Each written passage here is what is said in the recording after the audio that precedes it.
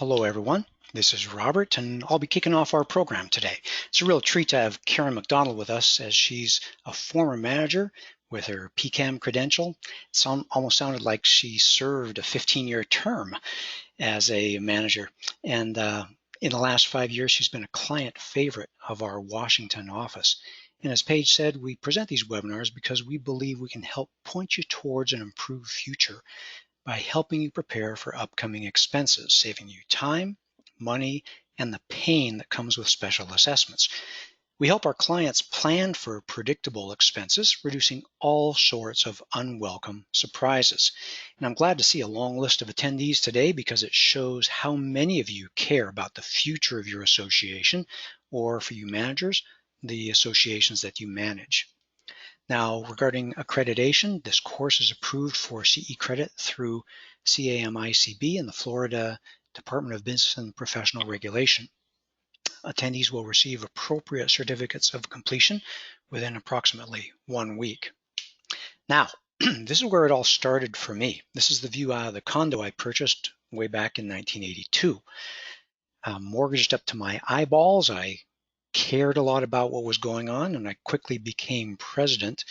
And then in my first meeting as president, there were financial questions for me to decide. Can we afford this or that? But I really wasn't sure what to do, and our manager at the time wasn't very helpful. I remember that discomfort, a bunch of people looking at me, waiting for an answer, and not knowing what the right answer was.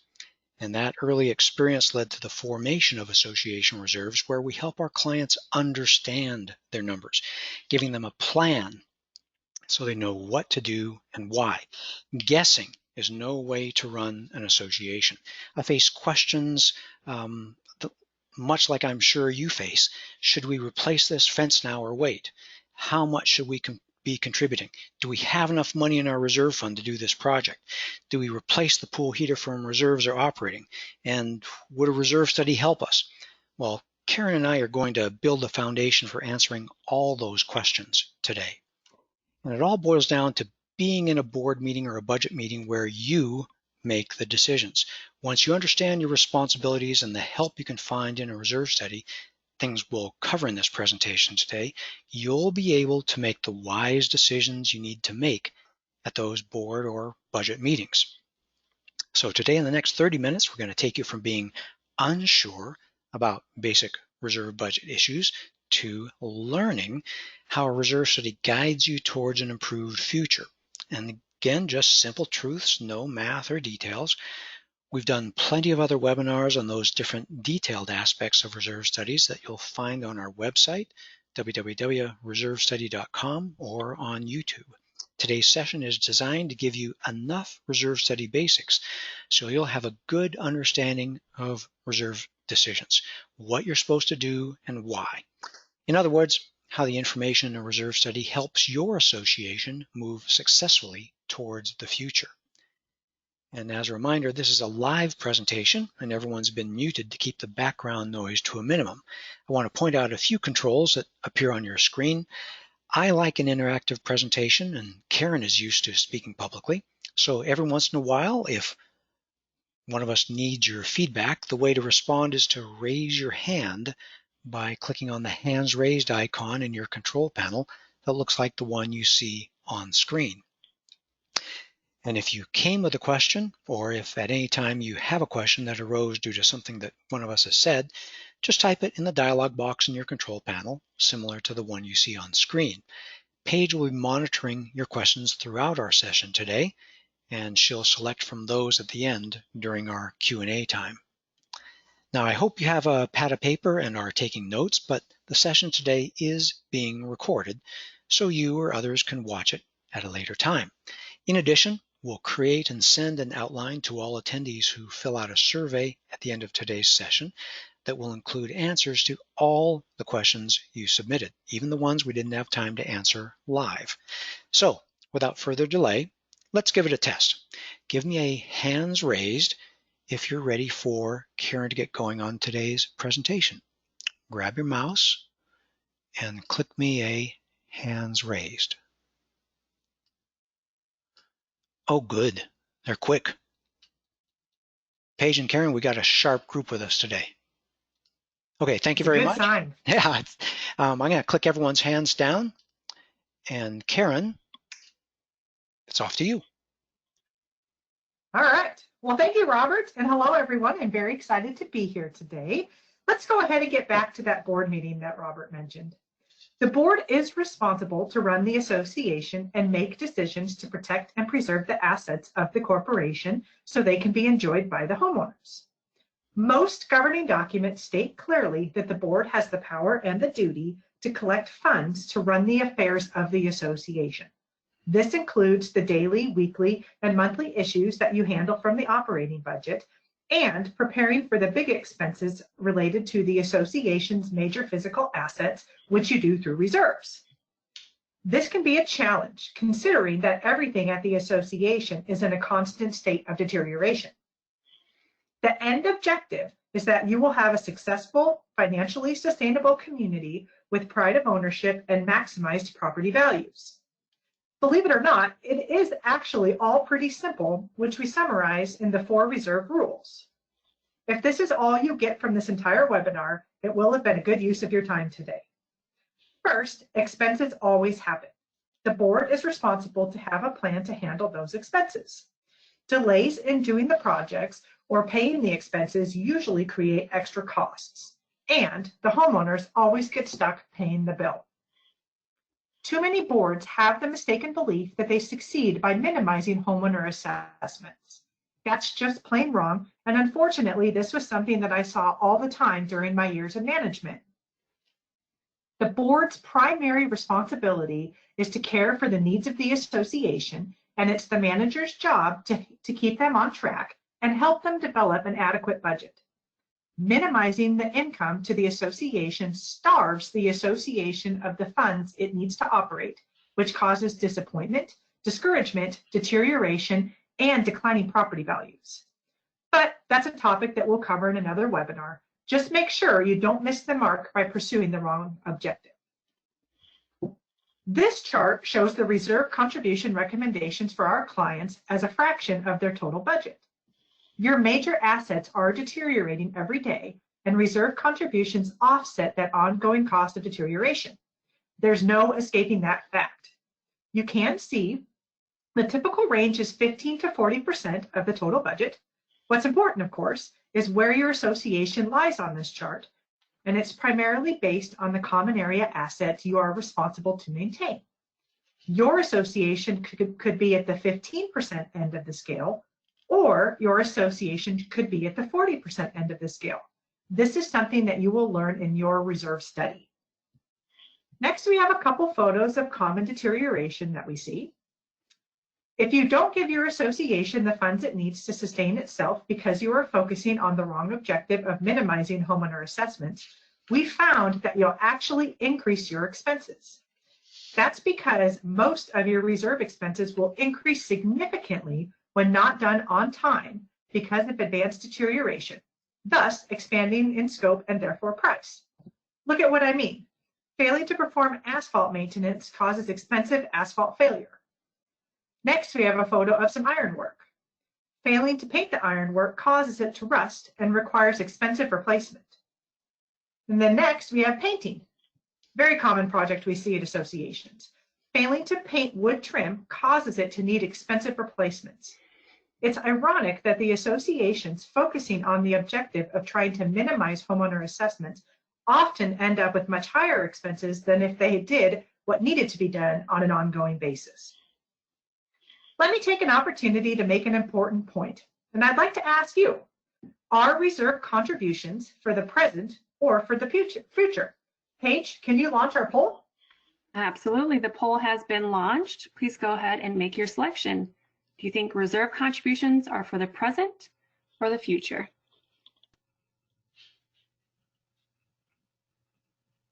Our answers are coming in.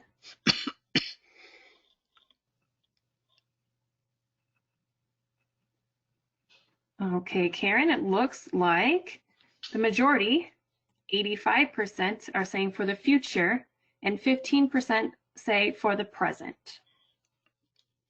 Very interesting. Well, as Karen said earlier, reserve contributions offset the steady, ongoing predictable deterioration of your reserve components.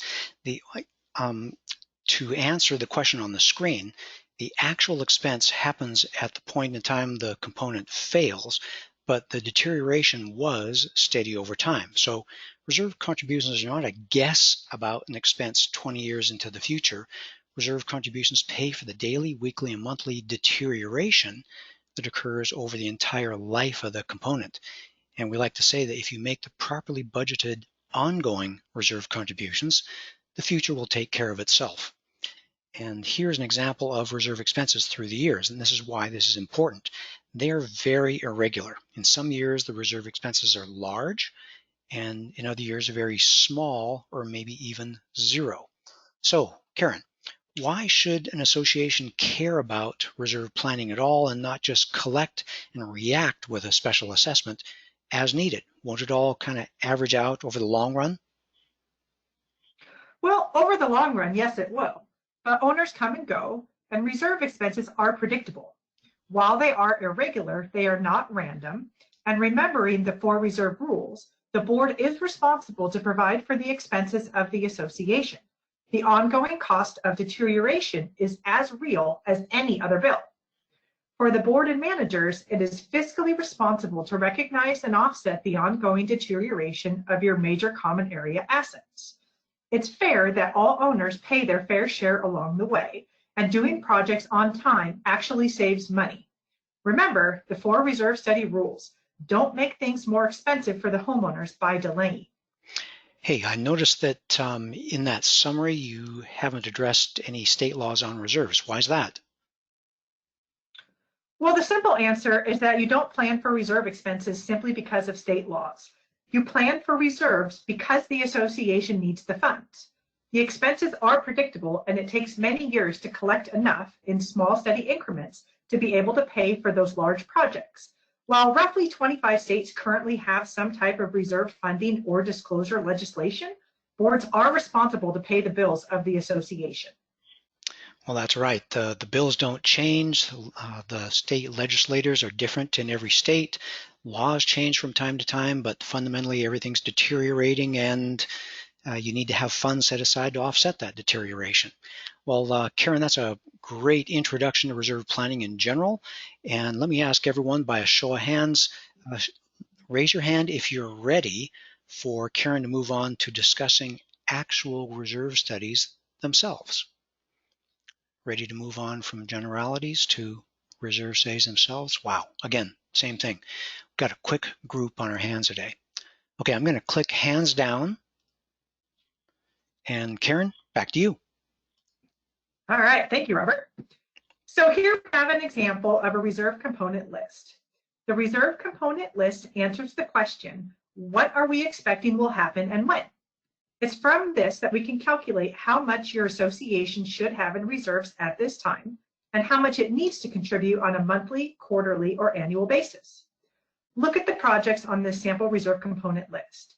Each of these stable, predictable projects are deteriorating on a steady, ongoing basis. A component list contains each project's description, that project's useful life interval, the remaining useful life, which shows when it's going to occur next, and its current replacement cost. Those expenses may appear random when they're spread across the years, like the expense chart we showed a moment ago, but each expense comes from the result of very steady, predictable deterioration over its useful life. Hey, Karen, let me jump in real quickly and tell everyone here that all the points we're making today are based on National Reserve Study standards. And those standards came into being back in 1998, so they're well-founded, they're well-seasoned. All the terminology and calculations we talk about today are standardized nationally for associations of all types. So to start with, reserve studies come in 3 types, all defined in National Reserve Study standards. One is a full reserve study, another is an update with a site visit, and the third is an update with a no site visit. The full reserve study is created from scratch. It's done when no prior reserve study exists. A site inspection identifies, evaluates, and quantifies all appropriate assets. An update with site visit reserve study includes a site inspection to observe and update conditions of all the reserve components. The Update No Site Reserve Study involves updating an existing reserve study, refreshing all life and cost factors based on the time that has elapsed, and interviews with the association's representatives and vendors. Because there is no site visit involved, it is the least expensive professional reserve study level of service. Because the typical association only performs a full reserve study once, most of the reserve studies an association will do will either be with site visit, otherwise known as WSV updates, or no site visit, otherwise known as NSV updates. With site visit updates are typically accomplished every few years, and no site visit updates are done annually in the years in between those with site visit updates. Just like the types of reserve studies, there are 3 parts of a reserve study. The first is the reserve component list. Just a moment ago, we showed you a simple example. This list defines which projects the association is anticipating and when. The component list contains a description of the project, an estimate of its useful life, remaining useful life, and current replacement cost. Since the component list is so important, National Reserve Study Standards provide us with a nice 4-part test to determine which projects are appropriate for reserve funding. If a component passes all of these tests, it is appropriate to be funded through reserves. Starting at the top left, it needs to be a common area maintenance responsibility with a limited useful life, a predictable remaining useful life, which means we can see it coming, and it needs to be above a minimum threshold cost of significance. That is often somewhere in the range of 0.5% to 1% of the association's annual budget. The second part of a reserve study is a calculation of reserve fund strength, measured in terms of percent funded. This answers the question, do we have enough now? This is important because it gives the board a measurement to understand if they are on pace through the years. Just like in a swim race, your reserve contributions are all about trying to keep up with ongoing deterioration. The measured reserve fund strength will reveal if past boards did a good job of collecting enough in reserve contributions to offset ongoing deterioration, or if they left current owners with deteriorated common areas and a small reserve fund. If you are a current board member, the question is if you will leave the association measurably in a better position than when you became a board member. So like I said, do we have enough can be measured. It is the comparison of reserve cash to the current value of reserve component deterioration. That comparison is called percent funded. Yeah, and Karen, I want to just jump in and tell everyone very clearly that the value of deterioration is something that we compute. It's not the total cost of all your reserve components. It's just the portion of each of those replacement costs that is currently deteriorated, and that changes each year. Thank you for clarifying that, Robert. That's great. The resulting percent funded tells you where you are with respect to ongoing deterioration, kind of like the overlay of world record pace on the screen in a swimming race. Reserve cash balance all by itself doesn't tell you much. The association could have $9,000, $90,000, $900,000, or $9 million in reserves, but you still need to compare that amount to the current amount of deterioration at the association in order to know how well that cash suits the needs of the association. If your association's percent funded is under 100%, which is like most associations, it means you have less reserve cash on hand than the value of your reserve component deterioration. That's called being in a reserve deficit situation. If your reserve cash is equal to the value of your reserve component deterioration, your reserves are 100% funded and your reserves are essentially in balance. If your reserve funds exceed the value of your reserve component deterioration, your reserves are in a surplus position. Let's look at it this way, kind of like a thermometer. There are 3 general categories: associations with reserves in the 0 to 30% funded range, which have a weak reserve fund. And that weak reserve fund means your association has a high risk of deferred maintenance or special assessments. This is no surprise because it has relatively little reserve cash compared to the deterioration of the association's reserve components. The middle range is 30 to 70%, notated there on the chart in yellow.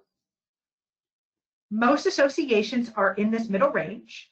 These associations have a moderate risk of special assessments and deferred maintenance.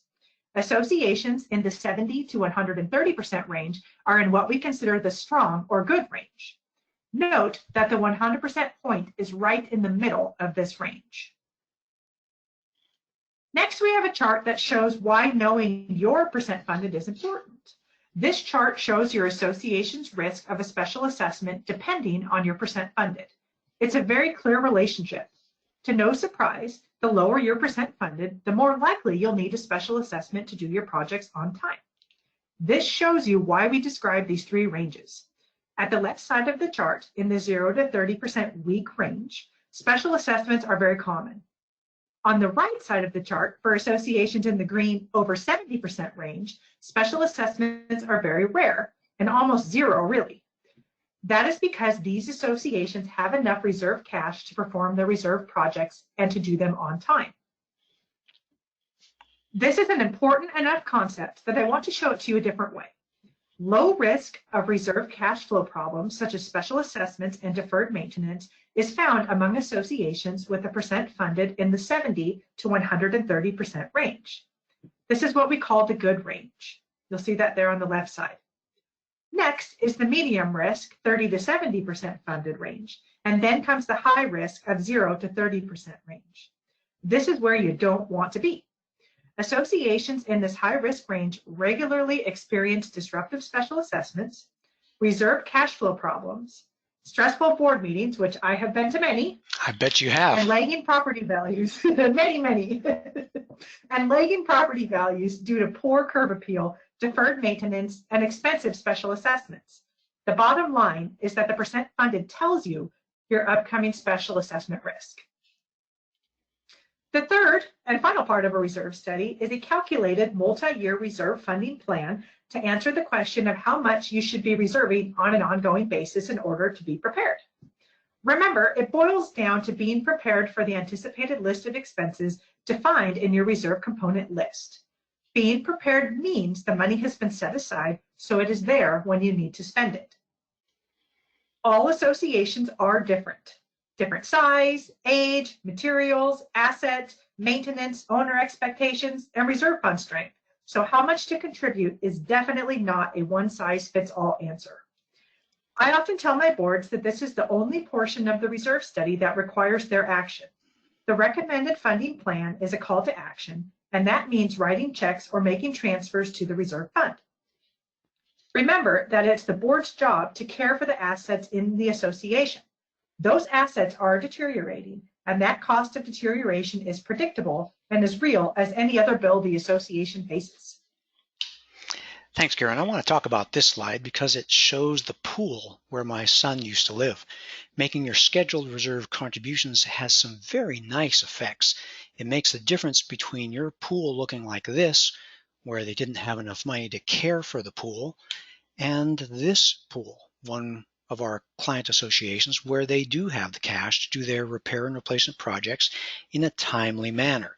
For just a few more dollars a month, everyone pays their fair share on an ongoing basis, and the common areas and property values both look great. At this association, the owners don't worry about special assessments. Can I get a hands raised? You see the difference between tangibly what an association can look like when they have strong reserves versus weak reserves? Hands raised if you see the difference. Great, great, great. Everyone's all with us. Karen, back to you. All right. So just a reminder, you don't know how much is just the right amount of contributions without an updated reserve study that looks at the current condition of the components and the current size and strength of the reserve fund. Guessing or wishful thinking, it just doesn't work here. You need to actually have an updated reserve study and make these recommended contributions. How much should your association contribute? Update your reserve study and you'll find out. So here's another way to show it on a pie chart. Reserve contributions are often a significant portion of an association's budget, typically in the 15 to 40% range. A pretty common number is 25% of total budget, like we've shown here. You can do some calculations after the webinar to see where your association is and get an idea of where you might need to be moving. If your reserve contributions are less than 25% of the total budget, there is a good chance you're gradually falling behind on your reserve obligations. If your reserve contributions are less than 10%, it is highly likely one or more special assessments are in your near future. But don't worry about it being a lot of money. For condominium owners, adequate reserve contributions, enough to offset ongoing deterioration, are about the cost of a premium cup of coffee per day. More assets and you'll be on the higher side, say maybe around $5 a day. Fewer, less assets, and you'll be on the $2 to $3 a day range. Remember this, adequate reserve contributions are not a lot of money. If anyone tells you that they can't afford adequate reserve contributions, they're wrong. If you find you need to make a big change, take a step in the right direction. You don't have to get there all at once. Increase your reserve contributions, let's say maybe $10 a unit per month this year. Maybe go from $30 a month to $40 a month or something like that. Based on your association's needs, do it again next year, and again the following year if still necessary, using those $10 increments. Most associations got themselves into a reserve deficit over many years, and most associations can take a few years to change direction and get their budget balanced. Well, thanks, Karen. We like to say here that an improved future is worth the journey, and like Karen said, it may be a multi-year journey, and it's your reserve study professional who can guide you there with an updated reserve study, all based on National Reserve Study standards. Well, that's a pretty quick outline of reserve study basics. There's so much more we could have shared on this topic, but you can find a deep library of written materials and webinar recordings on the resources tab on our website, www.reservestudy.com. If you heard about this webinar from someone else, by all means go to our website and click on the link at the bottom of the page to sign up for our email list and spread the word to others so they can also take advantage of our free resources. We've got a great schedule of webinars coming up this year on reserve study or related financial or board leadership topics with some pretty impressive guest speakers. If you wish more of our assistance so we can guide your associations towards a more secure future, by all means click on the request a proposal link that you'll find on our website. Well, we hope we've given you a few insights today to empower or inspire you to take some positive steps of change. Do it for your association. Do it for your homeowners. Well, we want the best for you and your association, so get as far as you can with our free resources and let us know when you need our professional assistance. And that wraps up the prepared portion of today's webinar, and we'll transition to a brief Q&A time. Just a reminder, you'll find answers to all the questions asked in our program outline, emailed to all who complete the end of session survey, even the ones Karen and I don't have time to answer live. So at this time, I'll turn the microphone over to Paige, who will serve as our MC.